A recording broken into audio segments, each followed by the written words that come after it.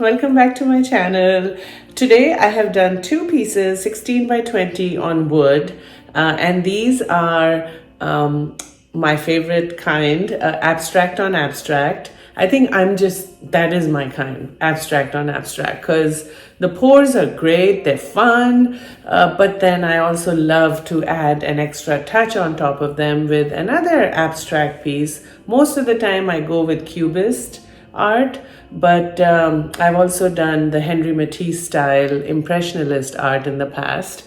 So, but this time I went with cubist. So it's a Dutch pour with cubist overlay. It is intended for a gorgeous home in Dallas, Texas, for some very dear friends of ours. They requested these, art for a study in their home.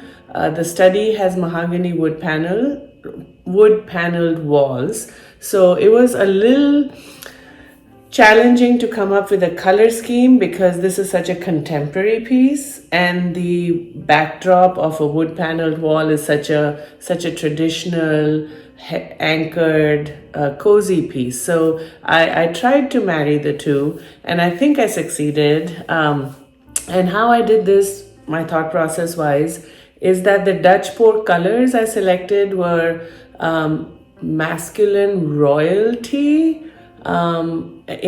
Basically it was purple, gold, so they would not, and the backdrop color, I couldn't do white because white and the mahogany wood contrast is too much. So I went with a gray blue color as the backdrop, and then overlaid on it the purple and the gold and the reds.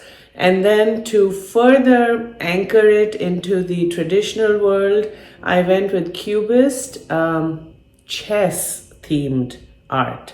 So, I'm so excited to share it with you. So I'm going to stop talking and let you watch. For the Dutch pour, I'm going to be using this as my base. It's a very desaturated light blue color. This as the base, and then for my main colors, I'm going to use white, red. It's a bright crimson red. I've mixed it. It's my own mix. And then I have gray, which is I kind of did something wonky yesterday. This Payne's gray as my accent color. Then I have gold. It's gold. And then I have this delicious purple blue shade.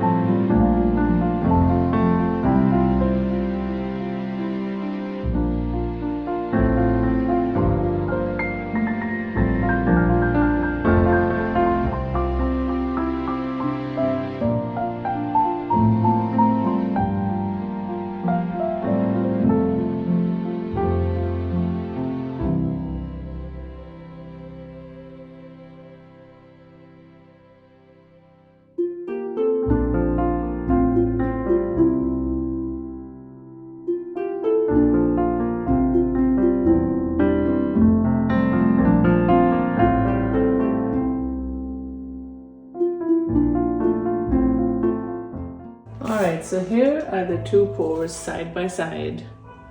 They are color coordinated, but definitely I had to scrape it to make it look reasonably alike. This piece, this portion, I'm not liking at all, but I do plan to do a chess themed cubist piece of art on both of them, so I'm going to use that as the baseline to do it, so these pieces can get hidden and then replicate it on this. But for now, here are the two pieces.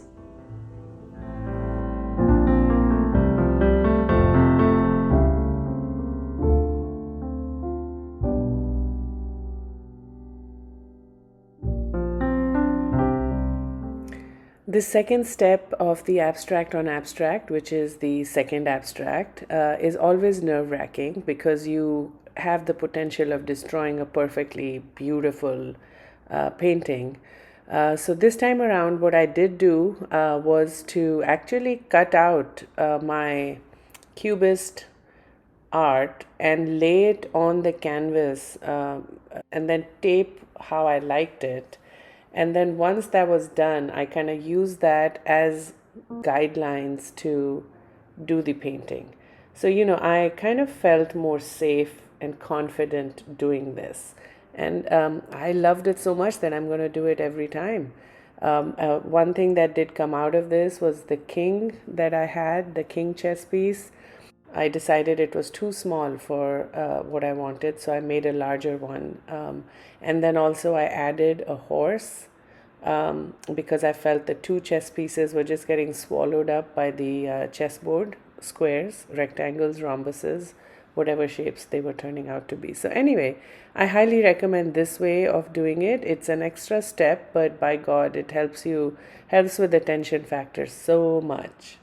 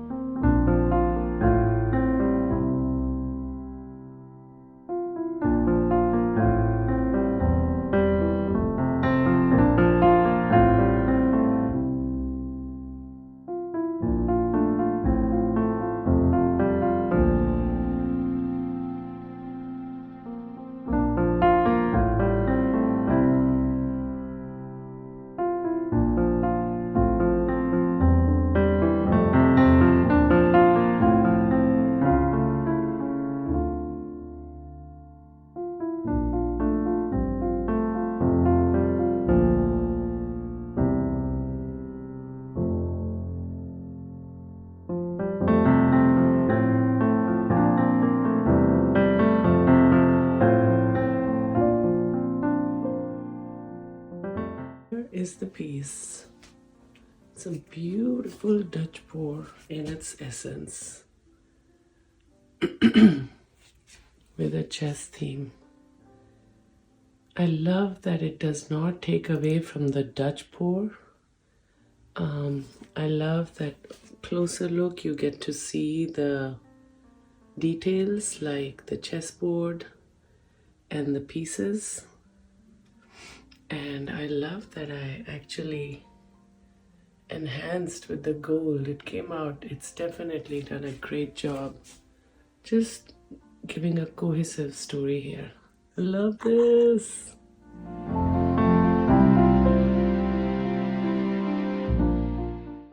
And here's the two of them together. Oh my god, this came out more beautiful than my wildest expectations. And I'm so much in love with this. I just cannot stop staring at them. They're up on my wall for now. I do need to varnish and ship it off to Dallas once it's done. And hopefully they love it as much as I do. Wow, I'm so proud of me.